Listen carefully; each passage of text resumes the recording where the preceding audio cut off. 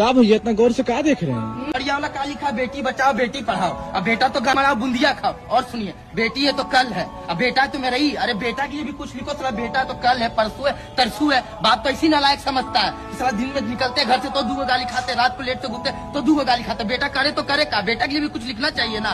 बेटा है तो साला जनरेशन है, बेटा है तो आगे का दुनिया, आगे का पीढ़ी है। साला बेटा के लिए कुछ चाहिए नहीं है। खोने के लिए कुछ है तुम्हारे पास? कुछ है तो काहे का डर है? भूख से, थकान से, बुखार से कहाँ होगा? मर जाओगे। अरे मर तो उसी दिन गए थे जब एक गरीब के घर में पैदा हुए थे।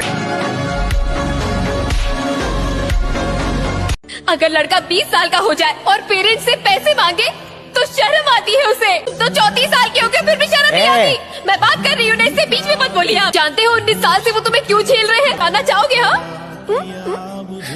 क्योंकि तुम मेरे भाई हो, बस यही एक वजह है। अब मेहरबानी करो और अपने लिए जॉब ढूंढ लो। पता नहीं तुम कोमा से बाहर ही क्यों निकले। दारू पिया तू? भाई तूने बोला था ना, जिस दिन जिंदगी के लोड़े लगेंगे पीने लगेगा। लग गए भाई।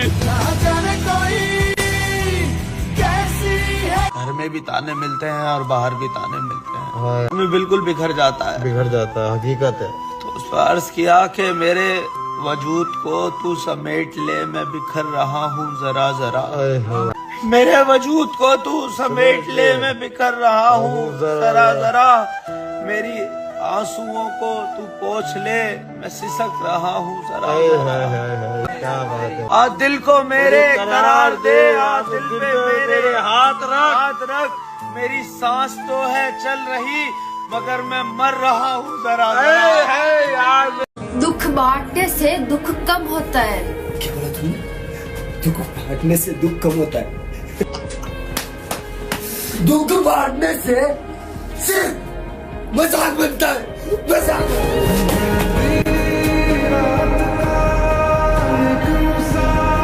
तुम्हें अभी समझ में नहीं आएगा कि पैसा कितनी जरूरत है इंसान की।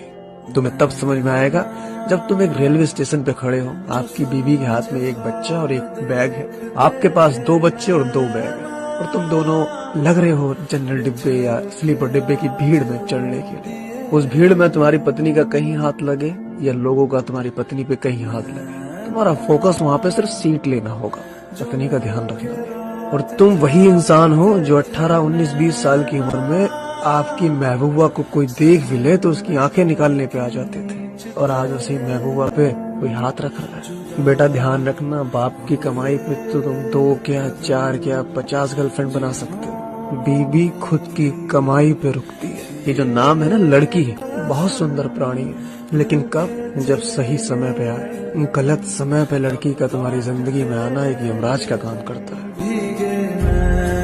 बहुत जिम्मेदारियां हैं मेरी। मुझे अच्छी नौकरी के लिए अच्छे ग्रेड चाहिए, और ग्रेड उसके हाथ में।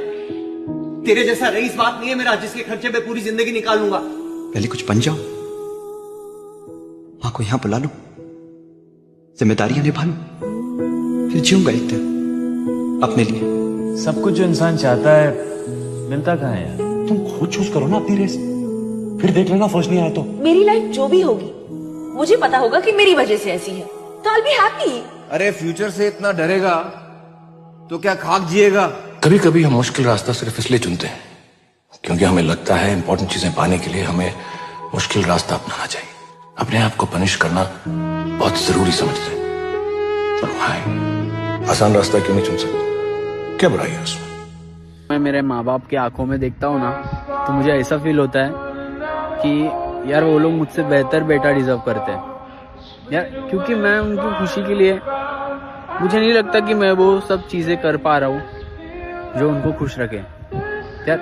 ये सब सोचकर बहुत बुरा लगता है यार, मगर मैं भी बहुत कोशिश करता हूँ, सब कुछ करता हूँ उनके लिए जिनसे उनको खुशी मिले, मगर यार मैं सब कुछ करने के बाद भी ना कहीं कम पड़ जाता हूँ।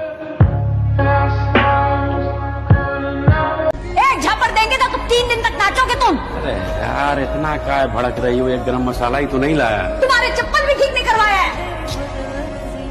क्या बेटा, कम से कम चप्पल तो बनवा लेती।